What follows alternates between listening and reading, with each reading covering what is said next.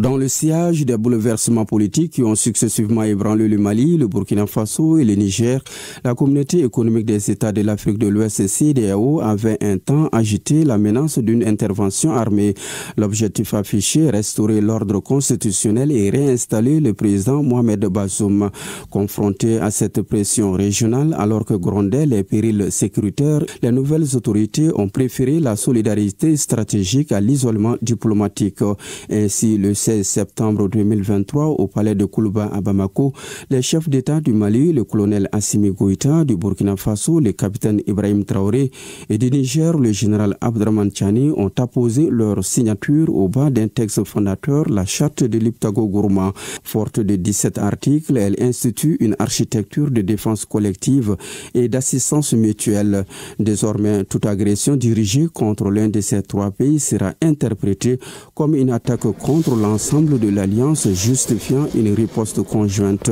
Le texte, dans sa lettre comme dans son principe, proclame une triple ambition: lutter sans relâche contre le terrorisme, préserver la souveraineté et l'intégrité territoriale et affirmer une fidélité non négociable aux principes du droit international. Dans les mois qui ont suivi, la ratification nationale de la charte a offert la foi à une mise en œuvre concrète. L'AES a commencé à prendre corps, réunion ministérielle, plan d'harmonisation politique, initiative multilatérale. En mars 2024, un jalon stratégique est franchi avec l'annonce de la création d'une force conjointe anti-djihadiste et parallèlement née l'Alliance des femmes porteuses d'une dynamique inclusive, mobilisant les femmes autour des défis de l'espace sahélien. Mais c'est le 6 juillet 2024 à Niamey que l'histoire s'accélère. Réunis autour du général Tchani à l'occasion du premier sommet de l'AES, les trois dirigeants entérinent un tournant majeur. L'Alliance devient une confédération. Cette mutation institutionnelle redéfinit en profondeur les ambitions de l'organisation.